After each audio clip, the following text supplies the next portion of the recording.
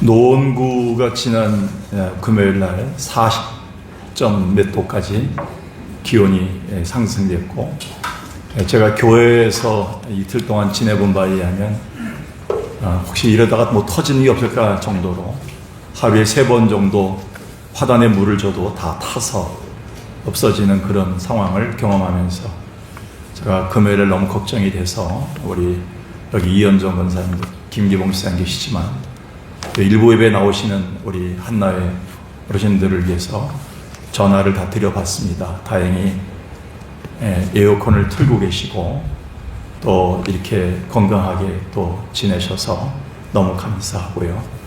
어제 저녁에 제가 밤에 10시쯤 집에 들어가다가 차를 세워놓고 한 11시쯤 올라갔습니다. 그 이유는 그 시원함을 처음 맛봤습니다. 어제 24도를 제가 어제 월곡동에서 맛보고 1시간 동안 밖에 앉아 있었어요. 거기서 앉아서 기도도 하면서 이렇게 시원함을 받을 때가 언제였는가. 정말 너무나 감사합니다. 여러분들 옆에 사람들 정말 힘드신 가운데 한 주간을 버텨왔습니다. 정말 잘 견디셨습니다. 건강하시기 바라겠습니다. 한번 인사합시다.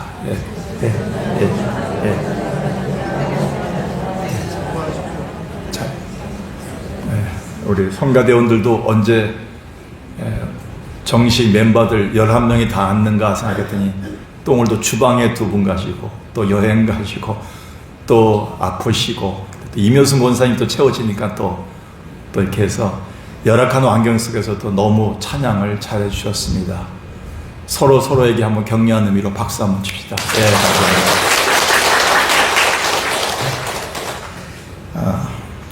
블레터 스틸 크롬이라는 사람이 쓴 사망의 골짜기를 지날치더라라는 책이 있습니다. 이 책은 OMS 선교회 소속의 여자 선교사님입니다. 그분이 쓰신 책으로서 이분에게는 3 자녀가 있었습니다. 아들이요. 첫째 아들이 4살 때 백혈병으로 죽었습니다. 둘째와 셋째는 함께 차를 타고 가다가 그만 교통사고로 각각 18살, 16세에 천국에 들어갔습니다. 3 아들을 잃은 어머니의 마음을 어떻게 표현할 수 있을까요? 그런데 고통은 여기서 끝나지 않고 남편 선교사 또한 33살의 임파선 암의 일종인 호치킨 병을 앓다가 하늘나라로 떠났습니다. 그럼에도 그녀는 이런 일련의 고난 속에서도 다시 힘을 얻어 대만 선교를 작정하고 들어갑니다. 근데 야속하게도 고난은 거기서 멈추지 않았습니다. 선교사님은 성폭행을 당하게 됩니다. 그녀의 고통은 말로 다할 수가 없었습니다. 이 정도면 일반적인 사람 같으면 원망하며 좌절했을 텐데 그녀는 끝까지 인생을 포기하지 않고 하나님만 의지하고 맡겨진 사명에 최선을 다했습니다. 그런 다음에 간증식으로 쓴 책이 바로 이 책, 사망의 골짜기를 지날지라도입니다. 이 책에서 크롬니 선교사는 이렇게 결론을 맺습니다. 내가 왜 이렇게 고통스러운 과거를 들춰가면서 솔직하게 이렇게 말해야 되나요? 그건 예수 믿는 사람이라고 해서 인생의 광야에서 면제되는 것이 아니라 오히려 하나님은 어떤 혼란 속에서도 당신의 자녀들을 방치하시지 않고 능력으로 함께 하신다는 사실을 알리기 위해서입니다. 라고 얘기했습니다. 그리고 이렇게 덧붙였습니다. 주님은 제가 숨 한 번 들이쉬기 힘든 절망의 밤에도 나와 함께 하셨고 나를 붙들어 주셨습니다. 여러분, 숨 한 번 들이쉬기 힘든 그런 절망의 때를 보낸 적이 있습니까? 이에 시편 기자는 그 상황 속에서 이렇게 고백했습니다. 오죽했으면 이런 고백을 했을까요? 119편 71절에 고난당하는 것이 내게 유익이라. 어떤 사람이 바보가 아닌 이상 고통이, 고난이, 환난이, 아픔이 내게 유익이 된다고 고백할 수 있겠습니까? 근데 이 시편 기자는 이것 때문에 내가 주의 말씀들을 깨닫게 되었다라고 얘기합니다. 말씀이 평상시에는 멀리 있는 것 같고 목사님의 말씀 같고 저 권사님이 받아야 될 은혜 같은데 어느 날 이 말씀이 속속들이 한 구절마다 내 마음에 깨닫게 될 때가 있습니다. 고난의 때입니다. 사실 성경 66권에 말씀은 우리에게 이렇게 격려하고 위로하고 있습니다. 성도의 고난은 변장된 축복일 뿐이다. 오히려 축복을 여는 통로로 하나님은 성도의 고난을 쓰신다라고 성경 66권 우리에게 말합니다. 이것을 체험한 사람은 욥입니다. 욥은 그가 고난을 당하는 중에 크게 깨달은 걸 이렇게 얘기합니다. 욥기 23장 10절 한번 읽어볼까요? 시작. 그러나 내가 가는 길을 그가 아시나니 그가 나를 단련하신 후에는 내가 순금같이 나오리라. 어떻게 욥이 이런 고백을 할 수 있었을까요? 광야의 길을, 삶의 골짜기를 겪어보지 않은 사람은 이런 고백을 할 수가 없습니다. 미국의 프로야구 자이언츠 출신이죠. 전설적인 투수가 있습니다. 이 사람이 데이브 드라베키입니다. 이 사람의 사진을 보면 왼팔이 없습니다. 오른팔만 있습니다. 암 때문에 팔을 제거할 수밖에 없었습니다. 근데 이 사람에게는 믿음이 있었습니다. 믿음 하나로 버티면서 그는 전설적인 미국의 투수가 됩니다. 그는 이렇게 고백했습니다. 나는 사람의 성품이 삶의 골짜기에서 비로소 성장하는 것을 깨달았다. 사람이 얼마나 큰 고통을 겪었습니까? 그런데 이 사람은 삶의 깊은 골짜기에서 비로소 내 성품이 달라지기 시작했음을 고백했습니다.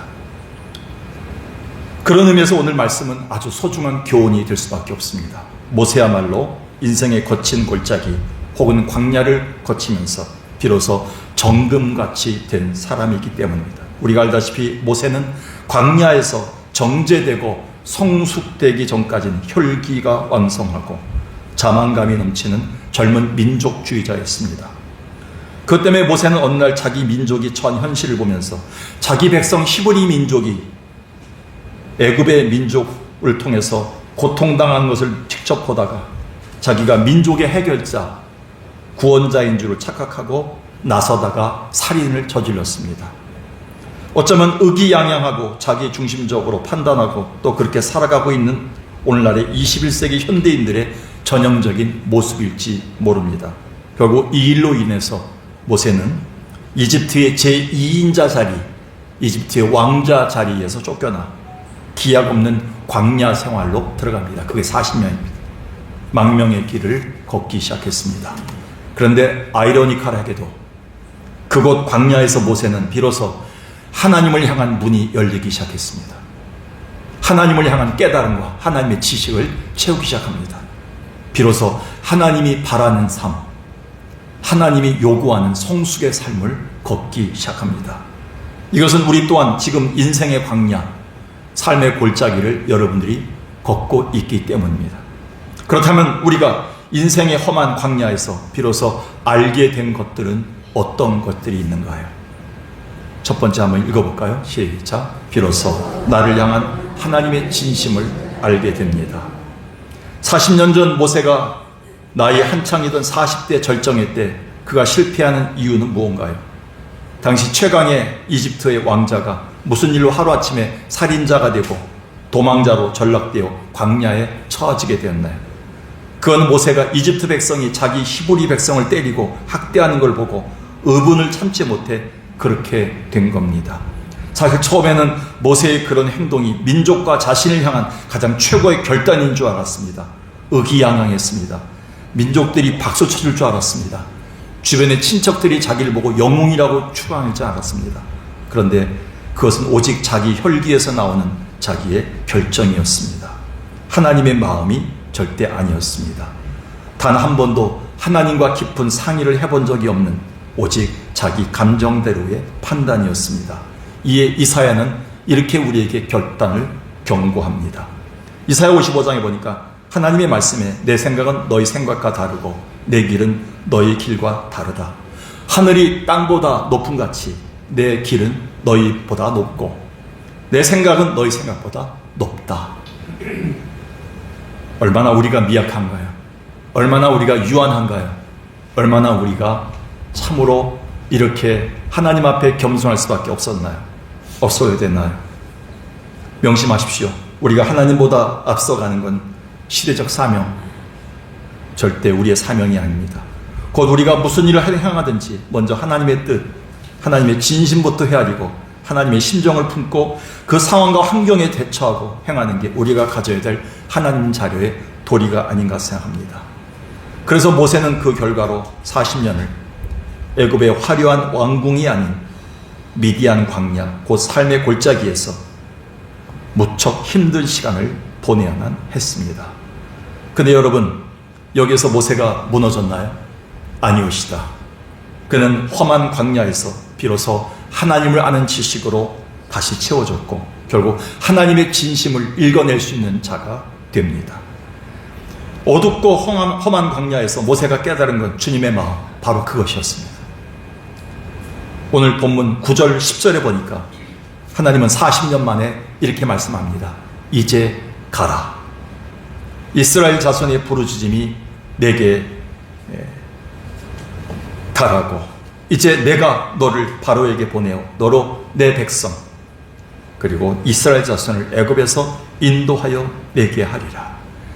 40년 만에 하나님이 모세에게 했던 말이 무엇입니까? 가라. 이제 네가 할 일이 있다. 하나님의 마음을 전달해 주십니다. 즉 모세는 비로소 하나님이 자기를 향한 놀라운 계획, 그 고통 가운데 있었던 이유, 하나님이 이스라엘 백성들을 구원하실 계획을 갖고 계심을 깨닫기 시작합니다. 사실 이것은 그에게 주어진 사명입니다. 이렇게 우리가 하나님의 진심을 깨닫고 알면 알수록 우리를 향한 하나님의 진정한 사명이 더욱 우리에게 다가옵니다. 따라서 이때 모세 나이가 80임에도 그것은 전혀 문제가 되지 않았습니다. 왜? 하나님의 마음을 이제야 알았기 때문입니다. 일전에 제가 한번 말씀드린 적이 있습니다. 예전에 제가 강남에서 사역할 때 한 교회 권사님이 그때 나이로 거의 78세가 가까웠는데 성가대에서 20년을 봉사하고 78세 된 분께서 중국으로 가시겠다고 선교를 작정하셨습니다. 중국에 있는 양로원에 가면 고위 간부들이 와서 마지막 그 자기의 생애를 마치고 있는데 그 사람들에게 무슨 말을 하든지 다 받아들이는 사람들이었다는 겁니다. 그들을 작정하고 가서 거기서 15년 동안 양로원에서 예수 그리스도만 전하다가 그분은 일생을 마치셨습니다. 그분의 나이가 78세에서 90 몇 세까지 사역을 하셨던 분입니다. 오늘도 모세는 나이 80이 문자되지 않았습니다. 이제 40년 만에 하나님의 마음, 하나님의 진심을 알았던 겁니다. 왜 내게, 왜 우리 가정에, 왜 우리 자식에게, 내 육신에게, 왜 우리 교회에, 왜 이런 환경에 하나님이 이런 고통을 허락하셨는지를 이제야 깨닫기 시작했습니다. 이제 가라. 너에게 내 마음이 있다. 모세는 비로소 하나님의 마음을 알고 하나님 앞에 사명이 불타기 시작했습니다.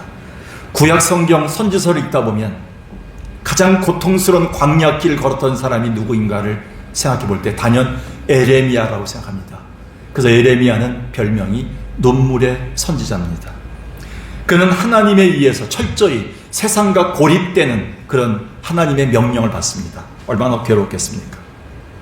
그는 심판의 메시지를 전한다는 것 때문에 민족에게 철저히 배신당했습니다. 그 일로 시드기야 왕에게까지 진흙 구덩이에 던져져서 죽음에 처하는 고통의 광야길을 걷습니다. 그는 그 광야길에서 진흙 구덩이에서 이렇게 하나님께 외칩니다. 하나님, 왜 저에게 이런 고통을 허락하셨나요? 왜 제가 이런 눈물로 살아야만 하나요? 이때 깨달은 것은 에레미야 애가 3장에서 나옵니다. 이는 주께서 영원하도록 버리지 아니할 것이라. 그가 비록 근심하게 하시나 그의 풍부한 인자심에 따라 긍휼히 여기실 것이라. 주께서 너에게 고생하게 하시며 근심하게 하시면 하나님의 본심이 아니시로다. 하나님은 결국 에레미야를 회복시키셨고 민족을 다시 회복시키셨습니다. 에레미야는 자기의 고통이 자기만을 위한 고통이 아닌 민족을 구원하기 위한, 내 가족을 구원하기 위한 하나님의 계획임을 깨닫기 시작하며 하나님의 본심을 그제야 읽고 사명을 다하기 시작합니다. 사랑하는 여러분, 인생의 광야길에서 하나님의 음성을 들으십시오. 인생의 광야길에서 비로소 하나님의 마음을 읽어내는 자 되십시오. 오늘 우리가 처한 광야에서 비로소 하나님의 진심을 깨닫는 자 되기를 주의 이름으로 간절히 축원합니다. 두 번째 한번 읽어볼까요? 시작. 비로소 나의 부족함을 깨닫고 채우기 시작합니다. 인생의 광야길을 걷기 전에는 내가 뭐가 부족한지 잘 모릅니다. 모세가 그랬습니다. 그가 40세에 실패한 이유는 그가 가진 혈기 때문입니다. 특히 가정을 이끄는 부모나 공동체 지도자들에게 있어서 이 뿜어져 나오는 감정을 어떻게 다스릴 수 있을까요? 다스리지 못하면 자녀들과 공동체가 위기에 처할 수 있다는 것을 보여줬습니다.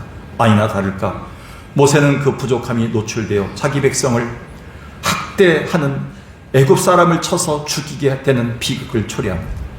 그로부터 40년이 지난 후 지금 모세 나이가 80세 하나님은 그를 찾아오셔서 떨기나무 불꽃 아래서 이렇게 진지하게 말씀하십니다. 깊은 의미가 있습니다. 4절입니다. 하나님이 떨기나무 가운데서 그를 불러 가라사대 모세야 모세야 하시니 그가 이르되 내가 여기 있나이다. 하나님이 이르시되 이리로 가까이 오지 말라. 내가 선 곳은 거룩한 땅이니 내 발에서 신을 벗으라. 여러분, 이 당시에 고대 당시에 주인이 명령할 때 종들은 반드시 신을 벗고 그 앞에 무릎 꿇게 되어 있습니다. 하나님은 그것을 염두에 두고 그 당시의 풍습을 가지고 말씀하신 겁니다. 내가 주인이고 삶의 주인은 나고 너는 종이다. 이것을 보여주십니다. 40년 동안 모세의 마음속에 부족한 것이 뭐냐면 내가 왕이다. 내가 민족을 구원하겠다는 거예요.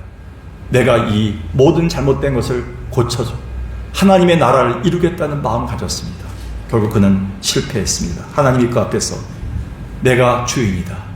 신발을 벗고 하나님의 말씀을 들으라고 얘기합니다. 그리고 이렇게 얘기합니다. 여기는 거룩한 땅이다. 모세가 앞으로 치러야 될 전쟁은 무기 전쟁이 아닙니다. 칼을 잘 써서 승리하는 게 아닙니다. 힘이 있어 승리하는 게 아닙니다. 모세가 앞으로 승리할 수 있는 비결은 거룩함이다. 세상과 분별된 너의 성별된 모습을 보여주기 위해서 주님은 모세에게 거룩함을 요구합니다. 하나님 앞에 겸손과 그리고 순종과 하나님 앞에서의 거룩함, 이게 바로 모세가 광야에서 채워졌던 그의 성품이라고 할 수가 있습니다. 하나님 이것이 채워지기 전까지는 그 아무리 뛰어난 자라도 쓸 수 없다는 것을 하나님이 사용하지 않음을 그에게 보여준 것입니다. 보십시오. 모세에게 미디안이란 삶의 광야란 양을 치며 보낸 40년, 잃어버린 40년이 아니었습니다. 비로소 하나님의 거룩한 일을 감당하기 위한 철저한 순종과 겸손, 거룩함을 채우는 과정이었습니다. 인생의 마이너스가 아니었습니다. 이후 모세는 80의 나이에도 하나님 쓰임받아서 120세까지 이스라엘 민족을 구원하는 민족의 지도자로 쓰임받습니다. 그런데 여러분 아시다시피 그의 삶은 평탄하지는 않았습니다. 알다시피 무리로 인해서 억장이 무너지고 답답하고 매 순간 가슴을 치는 일들이 너무나 많이 찾아왔습니다. 이스라엘 사람들이 모세를 원망하고 모함하고 때로는 돌까지 던졌습니다. 아마 이때 옛날의 모세였다면 나만할 사람이 없었을 겁니다. 옛날의 모세는 혈기왕성한 싸움 잘하는 사람이었기 때문에. 그러나 그 이전의 미디안 광야 40년 동안 모세는 자기의 부족함을 채우면서 겸손과 순종과 거룩함의 사람으로 거듭났기에 하나님은 그를 120세까지 사용하신 것입니다. 이거는 이스라엘 백성 또한 마찬가지였습니다. 그들이 광야에서 40년 동안 보낸 것은 인생의 마이너스가 아니었습니다. 신명기 8장에 보니까 8장 2절 내 하나님 여호와께서 이 40년 동안에 너로 광야의 길을 걷게 하신 것을 기억하라. 그 이유는 너를 어떻게 했다고요? 낮추셨다. 너무 높은 데 올라가 있다. 네가 너를 낮추시며 너를 시험하사 내 마음이 어떤 마음인지, 하나님을 진짜 사랑하는지, 하나님 말씀을 지킬 수 있는 사람인지를 시험하는 기간이었다. 40년 동안 이스라엘 백성들을 광야에 몰아넣으신 이유를 얘기합니다. 그리고 너에게 만나를 먹인 것은 사람이 떡으로만 살 것이 아니라 하나님의 입에서 나오는 생명의 말씀으로 살 것임을 가르치기 위해서, 그 말씀대로 살 것인지를 알기 위해서 너를 광야에서 시험한 것이다 라고 이스라엘 백성들에게 광야 40년의 이유를 설명하고 계십니다. 그렇습니다. 하나님이 우리로 하여금 때로는 감당하기 힘든 직분을 주십니다. 하나님 왜 나에게 이런 직분을 주셨나요? 하나님 왜 나에게 이런 일들을 맡겨서 힘들게 하나요? 사명을 주십니다. 어느 땐 가정에 말할 수 없는 삶의 골짜기가 찾아올 때가 많습니다. 내 개인사에 있어서 왜 이런 질병을 겪어야 되겠는가? 왜 내가 이런 아픔을 갖고 있어야 되겠는가? 때로는 말할 수 없는 고난의 광야길을 걷게 하실 때가 있습니다. 그때 우리가 턱없이 부족하고 빈약한 부분을 우리는 발견하게 됩니다. 하나님이 쓰시기에 너무나 형편없는 나를 내가 그동안 내가 잘난지 알았구나 라고 깨닫기 시작합니다. 바울은 그래서 에베소 4장 11절 이후에서 이렇게 합니다. 어떤 사람은 사도로, 어떤 사람은 집사로, 어떤 사람은 목사로, 어떤 사람은 교사로 세우셔서 힘들지만 그 일을 감당하게 하신 이유는 이는 성도들을 온전하게 하기 위해서, 그런 다음에 하나님의 일을 하기 위해서다. 온전하지 못해서다. 하나님의 사람이 되게 하기 위해서다. 이렇게 얘기합니다. 여기 온전하다는 말은 헬라어 성경에 두 가지 뜻이 있습니다. 부러진 뼈를 맞추다. 그리고 또 한 가지는 찢어진 그물을 기우다 라는 뜻이 있습니다. 하나님이 오실 때 우리는 아직도 찢어져서 들어오는 복을 다 걷어차고 다 복이 새나가는지 모릅니다. 하나님 보시기에 아직도 우리는 부러진 게 너무나 많아갖고 온전히 세워져서 사용받기 힘들 수도 있을 것 같습니다. 하나님 보시는 관점에서는 우리가 아직 광야에 들어가서 우리가 채워지고 온전해서 하나님의 사람이 되기를 원하셨던 것 같습니다. 여러분 죄송합니다. 우리 모두는 다 힘들지만, 우리는 모두 다 어렵지만, 우리는 모두 하나님 앞에서 이렇게 예배당에 나와서 무릎 꿇고 하나님 앞에 이 사명을 감당하고 있는 것입니다. 그 이유는 온전한 사람을 만드시는, 부러진 나의 부분들을 채우시고 다시 세우셔서 다시 건강하게 만드시는 하나님, 온전하게 하시는 과정임을 우리는 감내해야 된다고 생각합니다. 오늘 우리가 처한 광야에서 비로소 나의 부족함을 깨닫고 다시 채우기 시작하는 자 되기를 주의 이름으로 간절히 축원합니다. 마지막 세 번째입니다. 한번 읽어볼까요? 시작. 비로소 하나님의 위대한 능력을 경험하게 됩니다. 앞서 보았듯이 모세는 한창일 때 자기 힘을 의지하고 자기 판단대로 해보려다가 인생의 실패를 맛보았습니다. 그러다가 미디안 광야 40년 동안 하나님이 쓰시기에 적합한 자로 체험을 받았지요. 그럼에도 여전히 그에게는 트라우마가 남아 있었어요. 그래서인지 하나님의 부르심 앞에 이렇게 자기를 변명하고 항거합니다. 출애굽기 3장 11절 오늘 본문에 보니까 모세가 하나님께 고하되 내가 누구간데 파라오에게 가며 이스라엘 자손을 애굽에서 인도하여 낼 수 있습니까? 자기에 대한 자기의 능력, 이 나이에 대한 의구심을 갖습니다. 내 자신의 능력 부족함에 대한 의구심을 갖습니다. 내가 누군데 내가 어떻게 이 나이에 가서 저들을 구원하고 어떻게 파라오 왕을 대적할 수 있습니까? 라고 얘기합니다. 또 한 가지는 그들이 내게 묻기를 너를 보낸 분이 누구냐? 너를 보낸 분이 누구기에 네가 이렇게 의기양양하게 민족을 구원하러 왔느냐? 라고 물을 때 당신을 누구라고 말합니까? 하나님에 대한 의구심이 생깁니다. 자기의 능력과 하나님의 능력에 대해서 의심하기 시작합니다. 광야길이 오래다 보면요, 삶의 골짜기에 또 깊은 병에 우리가 시달리다 보면요, 그 병이 길다 보면요, 하나님과 내 자신에 대해서 의구심을 가져요. 내가 과연 쓰임받을 수 있는가? 하나님이 살아계신가? 과연 내가 하나님 우리 가정을 사랑하고 계시는가? 하나님 능력과 내 능력에 대한 의구심이 찾아옵니다. 모세도 마찬가지입니다. 지난날의 실수와 실패의 경험 앞에서 점차 이 트라우마가 거쳐지지 않는 상황 속에 마음이 무거워진 모세는 하나님 앞에 한없이 의구심을 표현합니다. 한마디로 자기는 이 상황을 이겨낼, 저 사람들을 대적할, 저 왕을 만날 능력이 없음을 그는 분명히 얘기합니다. 근데 하나님은 모세에게 아주 단호하게 지난 40년 동안 광야에서 너를 키웠던 하나님의 그 의미를 이렇게 설명합니다. 출애굽기 3장 12절 14절입니다. 하나님이 가라사대 내가 반드시 너와 함께 있으리라. 할렐루야. 반드시 함께 있으리라. 내 백성을 인도해낸 다음에 이 호렙산에서 하나님을 예배하는 것을 네가 보게 될 것이다. 그런 다음에 이렇게 얘기합니다. 그들이 나를 누구라고 물어보면 하나님이 모세에게 이르시되 나는 스스로 있는 자다라고 얘기하라.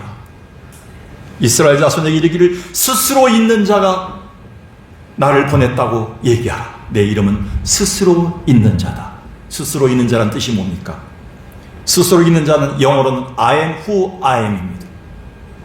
뭐냐면 누구에 의해서 만들어지거나 누구에게서 간섭당하거나 누가 주장하지 않는 스스로 하나님의 능력 자체로 살아계신 존재하신 분이란 야훼 하나님이란 뜻입니다. Almighty God.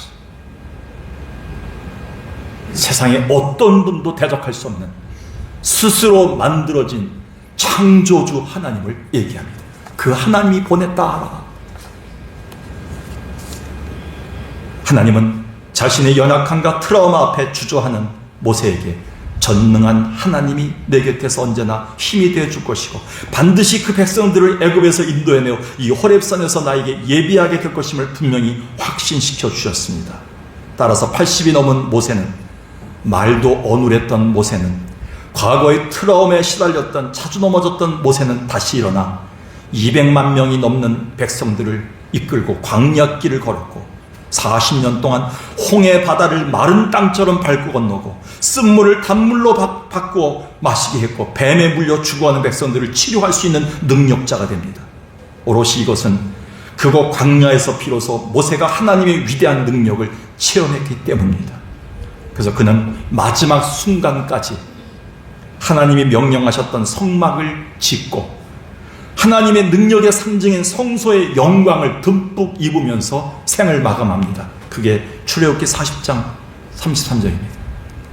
그는 성막과 제단 주위 뜰에 포장을 치고 뜰문에 휘장을 다니라. 모세가 이같이 역사를 마치니 구름이 회막에 덮이고 여호와의 영광이 성막에 충만하매.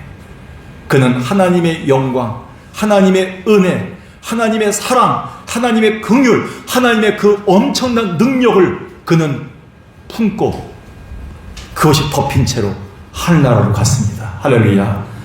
모세의 마지막은 하나님의 능력과 영광의 모습이었습니다. 우리 인생의 마지막 모습이 무엇이 덮인 채로 여러분들이 인생을 마감하겠습니까? 하나님의 영광과 하나님의 그 풍성한 은혜와 하나님의 능력이 여러분을 감싸고 그것이 덮이는 것을 자녀들이 보면서 여러분들이 천국에 입성해야 됨을 모세는 우리에게 분명히 보여주었습니다.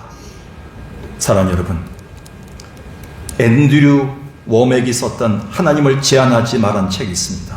이 책 전에 35년 전에 존 헌터가 썼던 하나님을 제한하지 말라는 그 책과 동일한 책인데요. 이 앤드류 워맥이 썼던 이 책에서 저자는 이스라엘 백성들이 약속의 땅에 들어가지 못한 이유는 저들이 자신을 메뚜기로 평가하기 때문이다. 자기를 메뚜기로 저평가하고 살았기 때문에 천국에 들어가지 못했다 이렇게 얘기합니다. 곧 그들이 전능하신 하나님 백성임에도 자신들을 초라하기 짝이 없는 존재로 알고 결국 그들은 하나님의 능력을 제한했던 죄를 저질러서 가나안 땅에 들어가지 못했다고 고발합니다. 그러면서 저자는 우리에게 이렇게 도전합니다. 이제라도 우리가 하나님이 내게 주신 위대한 능력을 맛보고 살아야 우리가 일생을 마칠 때 하나님의 능력을 덧입고 천국에 들어가십니다. 이렇게 얘기합니다. 사랑하는 여러분, 우리가 처한 광야에서 비로소 하나님의 위대한 능력을 경험하는 자 되기를 주의 이름으로 간절히 축원합니다. 오늘 말씀을 정리합니다. 오늘 우리가 사는 세상은 어떤 면에서는 광야와도 같습니다. 나는 그 길을 걷고 싶지 않았는데, 우리 가정은 그 길을 걷고 싶지 않았는데, 우리는 어느 사이에 광야길에 들어와서 너무 외롭고 너무 막막하고 아무런 도움이 없고 아무 대답이 없는 광야길에 우리는 서 있을 때가 있습니다. 자녀들은 결혼하여 다 나가고 빈 둥지를 참으로 우리는 경험할 때마다 더욱더 광야길에 있는 부모의 심정을 우리는 볼 수가 있습니다. 그러면서 우리에게 닥쳐오는 것은 질병뿐입니다. 오늘 아침에도 우리 이병기 집사님과 유경숙 권사님이 들어와서 기도를 받으러 들어오셔서 자기 일생을 돌아보면서 또 이번 목요일 날 있을 또 갑자기 닥쳤던 망막 점막 수술을 또 받아야 되는 것 때문에 그것보다 더 큰 것은 마음이 무너지는 요즘 상황들을 보면서 이런 얘기들을 나누셨습니다. 제가 부부에게 기도해 줄 수 있는 것은 인생의 광야길을 지금 경험합니다. 자녀들 결혼하고 이제는 다 떠나고 동생들 다 자수성가했지만 이제는 남는 것은 광야길입니다. 아파온 것밖에 없습니다. 눈도 아프고 허리도 아프고 머리도 아프고 이도 아프고 우리의 몸 장기 전체가 다 고장나고 병원에서는 덜컹덜컹 검사하자고 하는데 우리는 이 인생의 광야길을 견뎌낼 방법이 없습니다. 근데 여러분, 낙심하지 마십시오. 인생의 광야길을 걷는 것은 딱 한 분이 보고 계십니다. 주님은 보고 계십니다. 우리에게 특별한 곳입니다. 살아계신 하나님을 만날 수 있는 곳입니다. 여러분, 이곳에서 비로소 세 가지를 경험하시기 바라겠어요. 인생의 광야길에서 비로소 나를 향한, 우리 가정을 향한 하나님의 본심을 읽으시기 바라겠어요. 그리고 비로소 나의 부족함을 알고 채울 수 있는 자가 되기를 바라겠습니다. 그리고 광야길에서 비로소 하나님의 위대한 능력을 직접 경험할 수 있는 여러분 되길 주의 이름으로 간절히 축원합니다. 기도하겠습니다. 살아계신 아버지 하나님, 인생의 광야길, 어두운 길을 걷는 성도들 이곳에 앉아 있습니다. 힘든 이 여름철을 보내면서 힘들게 하루하루를 견디다가 이제 이곳에 온 성도들 있습니다. 아버지 하나님, 저들 고통의 장소에, 저들의 인생의 막막한 광야길에 서 있었지만 하나님, 그러나 계속 보고 계셨고 이 자리까지 오게 하셨사오니 하나님을 향한, 하나님이 나를 향한 진심을 알게 도와주시고 나의 부족함을 비로소 채우고 하나님의 능력을 경험하여 능히 세워지게 하시고 극복하게 도와주시고 치료받게 하여 주옵소서.